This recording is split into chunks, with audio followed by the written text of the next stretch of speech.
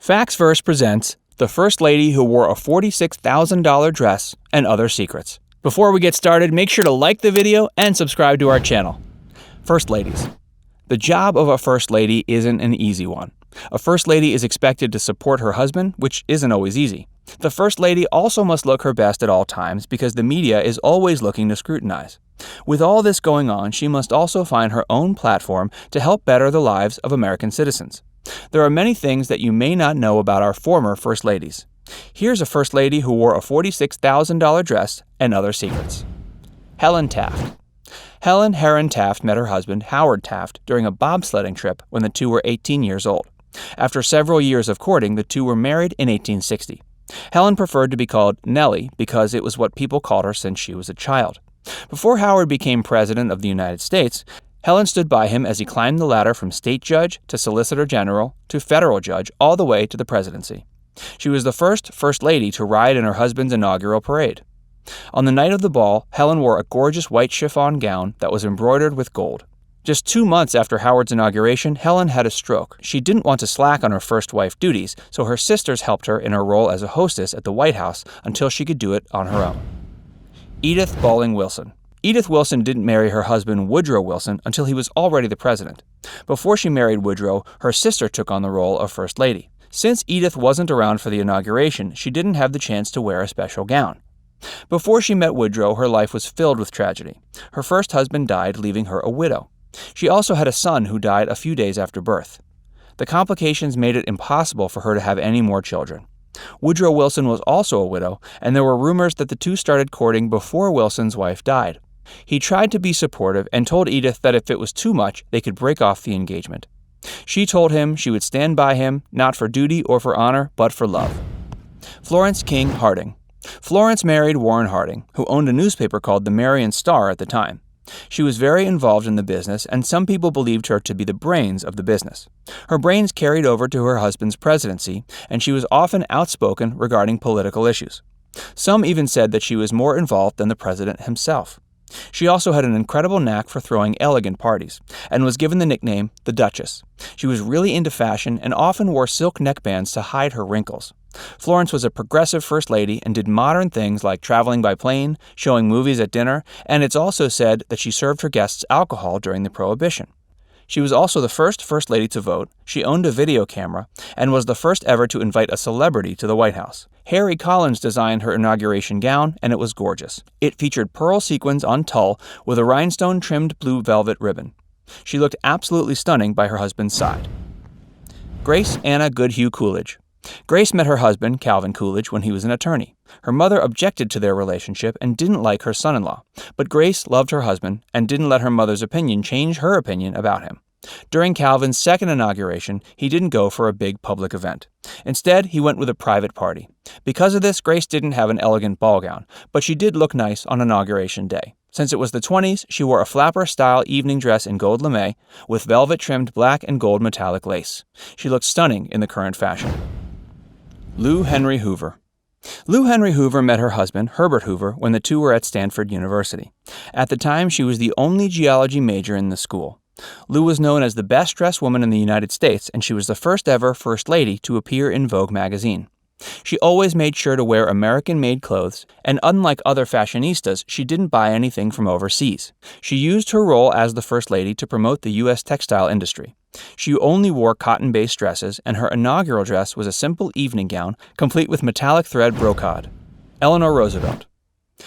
Eleanor is one of the most popular First Ladies. She was very vocal in her support of women's rights and civil rights while her husband, Franklin Delano Roosevelt, was in office. She was always busy with one of her causes that she didn't have much time to worry about fashion. For her husband's inauguration, she wore a slate blue gown, and the color was later called Eleanor Blue. Sally Milgram designed the dress, and it had a golf flower and leaf pattern. In 1933, it was something that a celebrity would wear. Elizabeth Wallace Truman.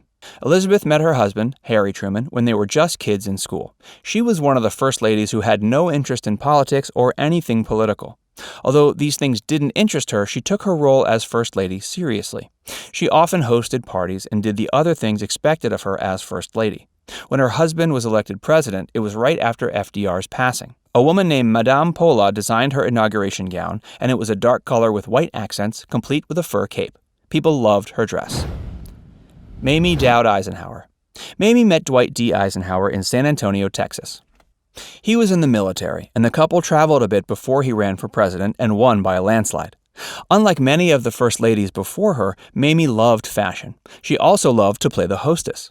Many of her outfits were designed by Scassi, Molly Parnis, Trifari, and Sally Victor. She was also known as one of the best-dressed women of her time. Dior even fashioned a complete look after her and called it the Mamie look. The look was a full-skirted dress with lots of accessories such as pearls, small hats, charm bracelets, and bangs. Her inauguration dress contained over 2,000 rhinestones. Today, the dress is on display at the Smithsonian National Museum of American History's collection of inaugural gowns, and hers is one of the most popular. Jackie Kennedy. Jackie Kennedy is one of the most famous, most loved first ladies in history. Both she and her husband, John F. Kennedy, were very stylish and were among the youngest to enter the office in the White House. When they met, John was a congressman, already thinking about the White House. When JFK took office, the nation was beginning to be focused on television and movie culture. Jackie's looks were often dissected, and people loved her style. She worked with one leading designer, Oleg Cassini. Jackie was anxious about the way she was portrayed in the media, and she was the first to hire a press secretary. She wanted to control the way that she was perceived in the media and the way that her children were photographed. She was the first lady to be considered royalty. For her husband's inauguration, she wore a gorgeous off-white sleeveless silk chiffon gown that was embroidered with silver thread. She made sure to choose something that would stand out on black and white television, and it was a huge hit.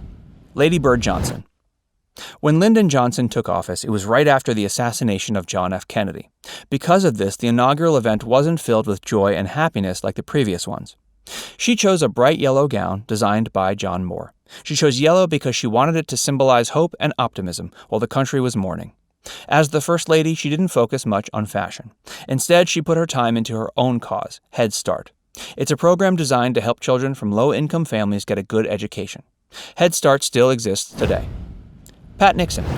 Pat Nixon was the wife of Richard Nixon. When her husband took office, the United States was in an uproar. Many people were protesting the Vietnam War, which tore the country apart.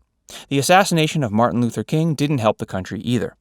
Nixon claimed that he would restore law and order in the U.S. and even considered criminalizing the civil rights movement and anti-war protests. This didn't help Nixon's popularity at all. For her inauguration gown, Pat chose a yellow gown. It was embroidered with gold and silver and included Austrian crystals. Rosalynn Carter. Rosalynn Carter is the wife of Jimmy Carter. During Carter's inauguration, the country's economy was suffering. Rather than paying for a fancy ball, President Carter wanted to host a people's inauguration party. They sold tickets at $25 each, and Rosalynn didn't even buy a new dress. Instead, she wore a dress that she had already worn when her husband was governor. Rosalynn didn't want to wear an expensive dress dripping in jewels when many Americans were suffering financially. Her recycled dress was a blue chiffon gown with gold trim. Nancy Reagan. Nancy was the wife of President Ronald Reagan, who was a former movie star. Because of this, he didn't shy away from the limelight and loved expensive parties. His inauguration ball was one of the most expensive ever. Many Americans didn't like this because the country was in a recession at the time. During her husband's first inauguration ball, Nancy wore a white beaded one-shoulder dress with silk, satin, and lace overlay. When her husband was elected for a second term, she wore a dress designed by Galanos. The designer and staff spent over 300 hours hand-stitching the beads, and it cost a shocking $46,000. Hillary Clinton. When Bill Clinton was elected president, his wife Hillary was already working on her own political agenda. For Bill's first inauguration ball, Hillary wore a purple beaded lace gown by a designer in Little Rock, Arkansas. For Bill's second inauguration, Hillary decided to go the high-fashion route, and she wore a dress designed by Oscar de la Renta, with a matching cape. Oscar de la Renta says he considers Hillary a friend, and she is, quote, a symbol of where women want to go. Michelle Obama. Michelle Obama is the wife of President Barack Obama, and they are the first African-American family in the White House. For the first inauguration, Michelle wore a white, one-shoulder chiffon dress designed by Jason Wu. While Jason Wu had made a name for himself before Michelle wore his dress, she helped him earn international fame. Jason Wu also designed Michelle's second inauguration gown. This one was a halter-neck red chiffon and velvet gown. Like Jackie Kennedy, the media followed Michelle's fashion closely, and she appeared on the cover of Vogue magazine 3 times. Melania Trump. Melania Trump is married to President Donald Trump. Before the two met, she was a fashion model, which is unorthodox. Many people were shocked to find out that there are nude photos of the First Lady in existence. Getting a dress for the inauguration ball wasn't easy for Melania or any other member of the Trump family. Many designers are disgusted with Trump's policies, so despite the fact that designing an inauguration gown could help their careers, they refused to dress her. These designers include Christian Siriano, Marc Jacobs, Tom Ford, Sophie Thialet, Philip Lim, Demek Lam, Humberto Leon, Timo Weiland, and Naeem Khan. Finally, she got Hair of Pierre to design her dress. Her fashion choices have been criticized often, and many even call them insensitive. We hope you enjoyed this video. Leave us a comment and tell us what you thought. And be sure to subscribe to Facts Verse for more videos.